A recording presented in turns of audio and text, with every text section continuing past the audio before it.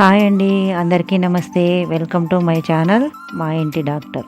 ఈరోజు మా ఇంటి డాక్టర్లో ఆరోగ్యానికి ఎంతో మేలు చేసే సజ్జలతో గట్టి రొట్టెలు ఎలా చేయాలో ఈరోజు తెలుసుకుందాం. ఈ గట్టి రొట్టెలు జర్నీ చేసేటప్పుడు స్నాక్స్ లాగా బాగా ఉపయోగపడతాయి. ఈ సజ్జపిండిని కరెక్ట్ కొలతలతో కలుపుకుంటే రొట్టెలు బాగా క్రిస్పీగా వస్తాయి. అది ఎలా చేయాలో ఇప్పుడు తెలుసుకుందాం రండి. తయారీకి కావలసిన పదార్థాలు: సొద్దపిండి, వేరుశనగ విత్తనాలు, ఎండుమిరపకాయ గింజలు, నల్ల నువ్వులు. మరి మొదలు పెడదామా? 4 కప్పుల సజ్జపిండికి 1 కప్పు వేయించి చల్లార్చి పొడి చేసుకున్న వేరుశనగ గింజలు. వేరుశనగ గింజలను పొట్టు తీసి మరీ మెత్తగా పౌడర్ కాకుండా కొంచెం బరకగా ఉండేలాగా మిక్సీ పట్టుకోవాలి. మిక్సీ పట్టుకున్న వేరుశనగ పొడిని సొద్దపిండిలోనికి కలుపుకోవాలి. తర్వాత రుచికి తగినంత ఉప్పు వేసుకోవాలి. ఉప్పు తర్వాత దానిలోకి నల్ల నువ్వులు వేసుకోవాలి. తర్వాత ఎండుమిరపకాయ గింజలు దీనిలోకి వేసుకొని బాగా కలుపుకోవాలి. తర్వాత చల్లనీటిని తీసుకొని కొద్ది కొద్దిగా నీళ్లు పోసుకుంటూ పిండి ముద్దలాగా కలుపుకోవాలి. మరీ మెత్తగా కలుపుకోకూడదు, బాగా కొంచెం గట్టిగా ఉండేలాగానే కలుపుకోవాలి. పిండి ముద్ద తయారైంది కదండి.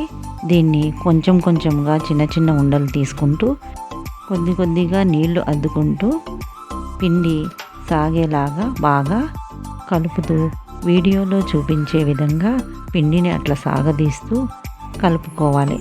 అట్లా పిండిని సాగదీస్తూ కలపడం వల్ల రొట్టె విరగకుండా బాగా వస్తుంది. ముందు మనం రొట్టె తడుపుకున్న పిండికి ఇప్పుడు రొట్టె చేయడానికి తీసుకున్న పిండికి తేడా చూశారు కదా. ఇలా స్మూత్గా చేసుకున్న పిండితో మనము రొట్టెని తట్టుకోవాలి. ముందుగా పిండి చల్లి దానిపైన రొట్టె పిండిని పెట్టి వేళ్లతోటి నిదానంగా రొట్టెని తట్టుకోవాలి. రొట్టెని ఒత్తుకోవడం కూడా గట్టిగా వేళ్లతో ఒత్తకుండా వేళ్లను తాకిచ్చినట్టు అట్లా తిప్పుకుంటూ మధ్య మధ్యలో పొడిని అద్దుకుంటూ ఒత్తుకోవాలి. అరచేయిని తాకించకుండా వేళ్లతోటే బాగా ఒత్తుకోవాలి. రొట్టె అంతా సమానంగా ఉండేలాగా తట్టుకోవాలి. అలా తట్టుకున్న తర్వాత రొట్టెను నెమ్మదిగా చేతితో తీసి పెన్నం పైన వేయాలి. మళ్ళీ రొట్టె పిండిని తడుపుకునేటప్పుడు రొట్టె చేసే ప్రదేశంలో కాకుండా కొంచెం పక్కగా పెట్టి కలుపుకోవాలి. రొట్టెను చేతితో తట్టుకోవడం రాని వాళ్ళు ఇలా చపాతీ కర్రతో కూడా ట్రై చేయవచ్చు. చపాతీ పిండిలాగానే పిసుకొని దాన్ని ముద్దగా చేసుకొని ముందు కొంచెం చేతితో తట్టుకొని తర్వాత చపాతీ కర్రతో చపాతీలాగా పల్చగా రుద్దుకోవాలి. ఈ రొట్టెని తట్టుకోవడంలో కొంతమంది 2 చేతులతో ఇప్పుడు చూపించే పద్ధతిలో కూడా తట్టుకుంటారు. ఇలా కూడా చేసుకోవచ్చు. ఇలా తట్టుకున్న రొట్టెను పెన్నం పైన మీడియం ఫ్లేమ్లో పెట్టి నిదానంగా కాల్చుకోవాలి. రొట్టెను పెన్నం పైన వేసిన తర్వాత దానిపైన ఒక తడి క్లాత్తో నీళ్ళల్లో ముంచుకొని రొట్టె పైనంతా తడి తగిలేలాగా రాయాలి. ఇక్కడ రొట్టె పైన నీళ్లను రాయడం కూడా అద్దుకున్నట్లు కాకుండా పూసినట్టు రాయాలి.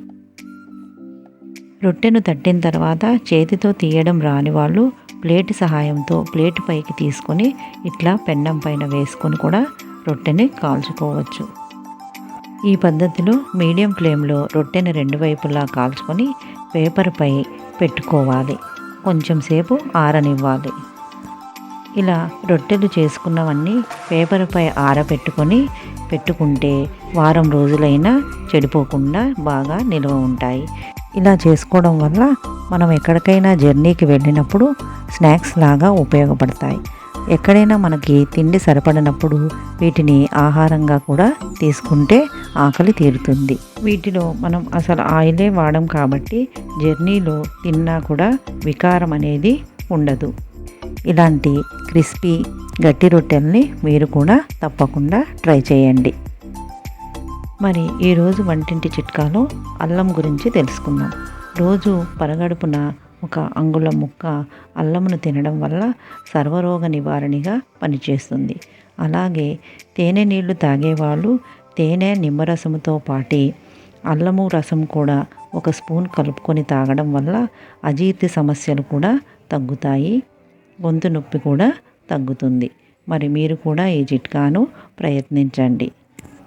మరొక కొత్త వీడియోతో మళ్ళీ కలుసుకుందాం. అంతవరకు సెలవు. Thank you for watching this video. Please subscribe my channel.